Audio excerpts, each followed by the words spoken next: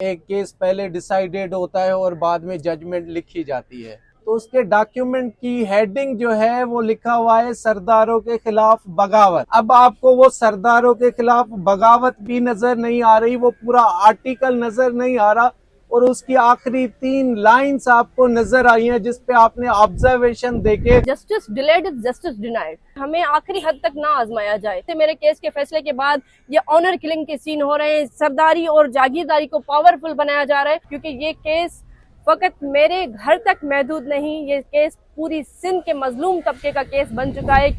आज हम 3 murder case जो डिस्ट्रिक्ट दादू मेहड़ में हुआ, मेरो बाप के वालिद, चाचा और दादा के हवाले से, जो तकरीबन 8 साल तक ट्रायल चलता रहा और डिफरेंट कोर्ट्स ने इन ट्रायल को इनिशिएट किया, जिसमें district anti terrorism court Naushahro Feroze, उसके बाद ट्रांसफर हुआ सखर से फिर घोटकी, और घोटकी से वापस फिर दादू, और दादू में ये तकरीबन 8 साल तक ये मर्डर ट्रायल चलता रहा। और 30 मार्च को आपने देखा कि इतना बड़ा हीनियस ऑफेंस था जिसमें 3 लोगों की जानें चली गई, जिसमें 17 विटनेसेस एग्जामिन हुए, जिसमें 3 आई विटनेस थे, और ये वो वाहिद केस है जिसमें 2 लोग एब्सकॉन्डर थे, और उसमें आईजी साहब ने, सिंध के आईजी साहब ने सुप्रीम कोर्ट में रिटन में दिया कि डिस्ट्रिक्ट दादू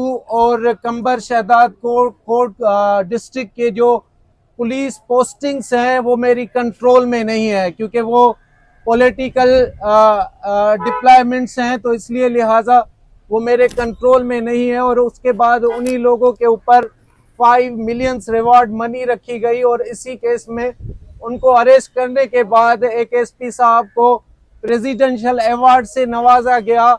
इस मामले, इस केस के हीनियसनेस को देखते हुए उनको अवार्ड दिया गया कि आपने बहुत ही खतरनाक लोगों को अरेस्ट किया है।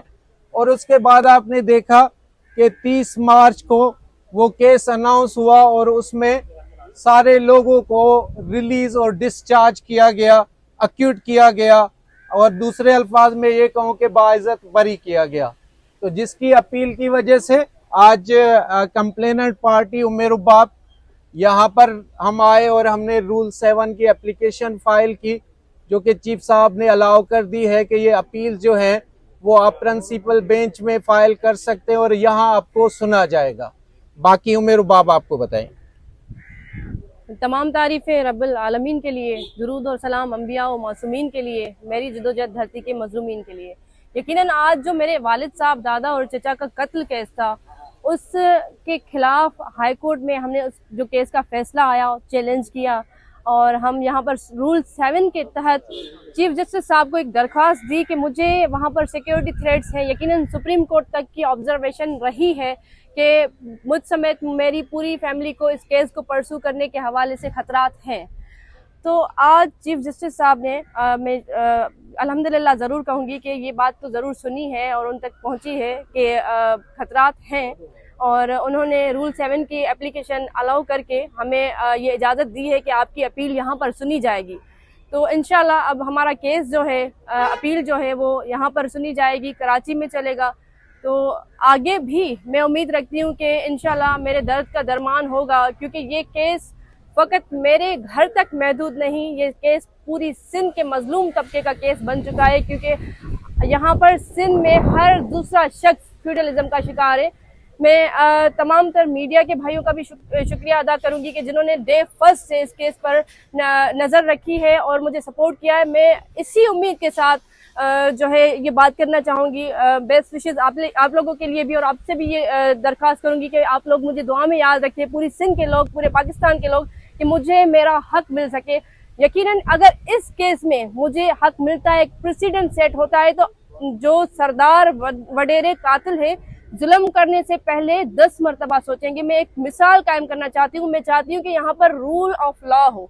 तो इंशाल्लाह पूरी उम्मीद है। आज ये एक गुड न्यूज़ थी जो कि मैं शेयर करना चाह रही थी पूरी सिंध और पाकिस्तान के लोगों के साथ, कि हमारी जो रूल 7 की एप्लीकेशन है वो अलाउ कर दी गई है। बहुत शुक्रिया। भी बताएं कि ट्रायल में इतना अरसा गुजरा आपने, क्योंकि ये हौसला करबला से मिला है हमें कि हक और बातिल की जो जंग है, यकीनन उसमें आखिरी दम तक लड़ना होता है। तो हम खड़े हैं। मगर इसमें एक चीज जरूर है कि हमें आखिरी हद तक ना आजमाया जाए, क्योंकि आप देखिए कि ये आसान नहीं है कि 3 प्यारों के जनाजे उठाना और उसके बाद भी हिम्मत और हौसले के साथ इस सिस्टम के सामने खड़ा होना।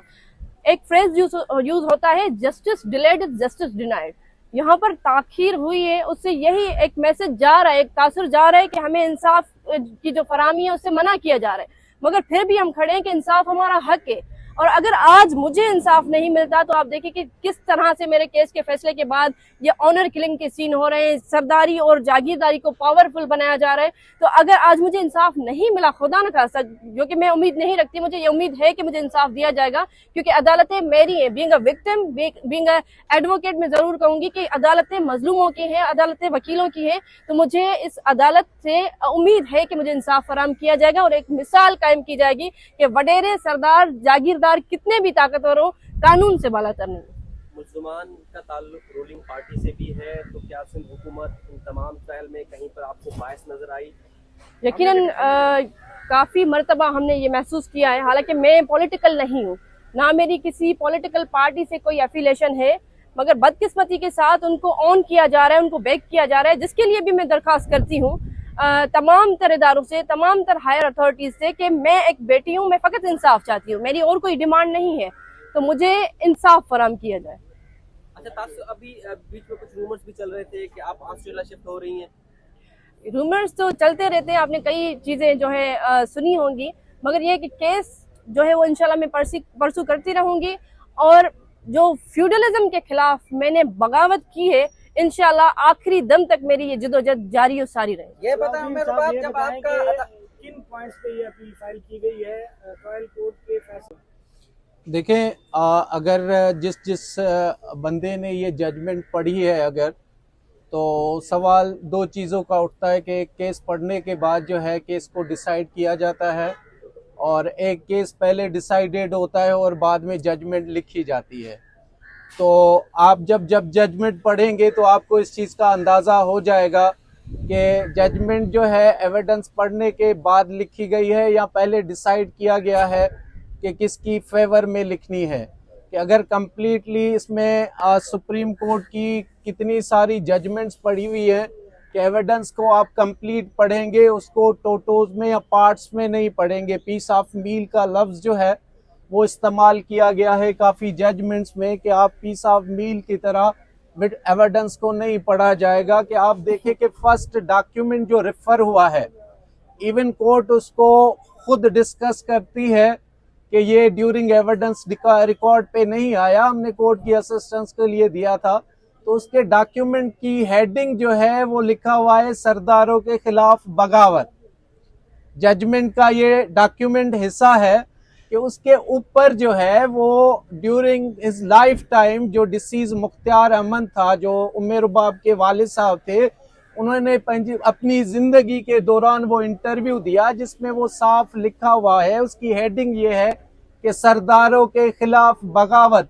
अब आपको वो सरदारों के खिलाफ बगावत भी नजर नहीं आ रही, वो पूरा आर्टिकल नजर नहीं आ रहा, और उसकी आखिरी 3 लाइंस आपको नजर आई हैं जिसपे आपने ऑब्जर्वेशन देके मोटिव को डिफेक्टिव डिक्लेयर कर दिया है। तो इससे साबित होता है कि आपने पहले सोचा हुआ था कि करना क्या है, या तो आप उसको कंप्लीटली डिस्कस करते कि ड्यूरिंग लाइफ टाइम उसने अपनी एप्रीहेंशन दे दी थी कि मेरी जान को खतरा है। वही आर्टिकल कहता है कि हम नेक्स्ट मंथ में, दिसंबर का इंटरव्यू है, और नेक्स्ट मंथ में हम अपनी स्ट्रेंथ शो करेंगे। वो जो सोशल एक एक्टिविटी स्टार्ट की गई थी तमन्नादार काउंसिल की, जिसके अपनी एक मोटो था, उसके बेसिस पे उन्होंने कहा कि हम नेक्स्ट मंथ, दैट मीन जनवरी में, हम अपनी स्ट्रेंथ शो करेंगे। वो आर्टिकल कहता है, तो जनवरी तक तो वो रहे ही नहीं।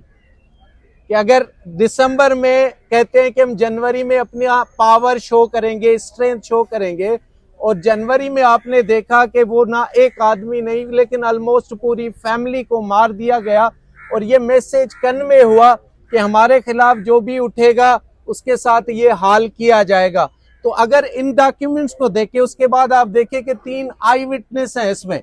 अब आई विटनेस को आप इसमें डिस्कार्ड करते हैं कि भाई वो रिलेशन में थे, भाई था 2 कजन्स थे। तो इस पे भी सुप्रीम कोर्ट की जजमेंट्स पड़ी हुई है कि इस तरह के माहौल में कोई कभी नहीं आता जिसे फैमिली के 3 लोग मारे गए हों और जहाँ के लोकल सरदार हैं। आप सब हमारे साथ चले इस ट्रायल में कि आप उन एरियाज को देखें कि किसी में इतनी हिम्मत नहीं है कि इन लोगों के खिलाफ खड़ा हो जाए। सिर्फ ये एक बहुत बड़ा स्टैंड है जिसको अप्रिशिएट किया गया है कि आप लोग खड़े कैसे हो गए। तो उस माहौल में अगर आप कहते हैं कि भाई इंडिपेंडेंट एविडेंस नहीं आया तो कौन हिम्मत करेगा कि एक फैमिली के 3 लोगों को मारा गया है। अब नेक्स्ट आप कहते हैं कि शॉपकीपर क्यों नहीं आया। तो पहले हमारी सिक्योरिटी तो इंश्योर करे, आप पहले हमें 3 उन लोगों के मर्डर का इंसाफ दे, फिर आप बात करें कि भाई दुकानदार क्यों नहीं आया। दुकानदार देख रहा है कि मेरे सामने 3 लोगों का मर्डर हुआ है।